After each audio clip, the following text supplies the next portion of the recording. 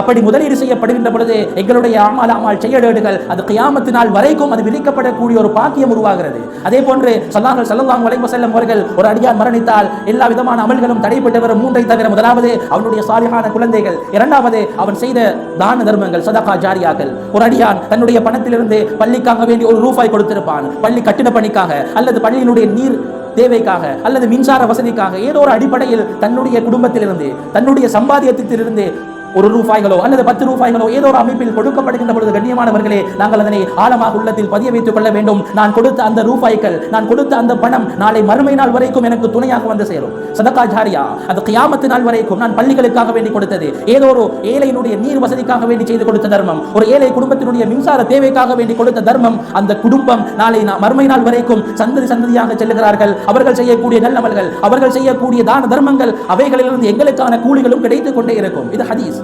அவர்கள் செய்த நன்மைகளிலிருந்து ஒரு குறைபாடு ஏற்பட போகாது. அதே போன்று அதே ஒரு மடங்கு நன்மை எங்களுக்கும் உருவாக்கி கொண்டிருக்கும். காரணம் என் மூலமாக அந்த சமூகம், அந்த குடும்பம் முன்னேறி கொண்டிருக்கிறார்கள். நான் செய்த ஒரு தான தர்மம் அந்த குடும்பம் நல்லவர்களை மன நிம்மதியோடு செய்வதற்காக வேண்டிய சந்தர்ப்பத்தை உருவாக்கி கொடுத்தது. கனிவானவர்களே, அதே போன்று மூன்றாவது விடயம் சொன்னார்கள் ஸல்லல்லாஹு அலைஹி வஸல்லம் அவர்கள், ஒரு பிரயோசனமான ஒரு அறிவு.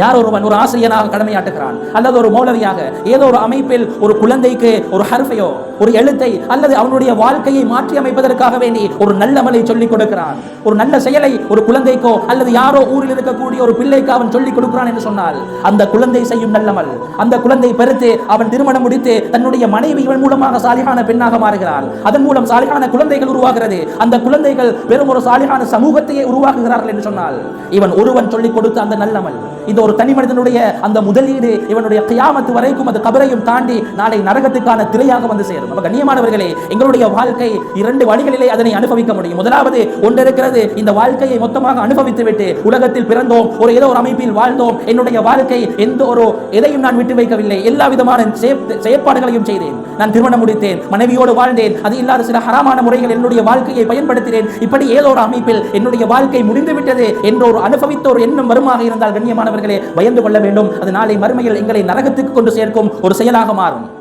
அதே போன்று எங்களுடைய வாழ்க்கை அது முதலீடு செய்யப்படுமாக இருந்தால், என்னுடைய பலம் அது இன்னொருவனை நன்னறிப்படுத்தக்கூடிய செயற்பாடாக, என்னுடைய செல்வம் அது இன்னொருவருக்குரிய பிரயோசனம் அளிக்கும் ஒரு செல்வமாக, அதே போன்று என்னுடைய கல்வி ஒரு சமூகத்தையே நல்ல முறைக்கு கொண்டு வரும் ஒரு கல்வியாக இப்படி மாற்றப்படுமாக இருந்தால், அந்த அடிப்படையில் முதலீடு செய்யப்படுமாக இருந்தால் கண்ணியமானவர்களே அது நிச்சயம் நாளை மறுமையில் சுவர்க்கம் வரைக்கும் எங்களை கொண்டு போய் சேர்ப்பதற்கான ஒரு உத்தரவாதமாக அமைந்து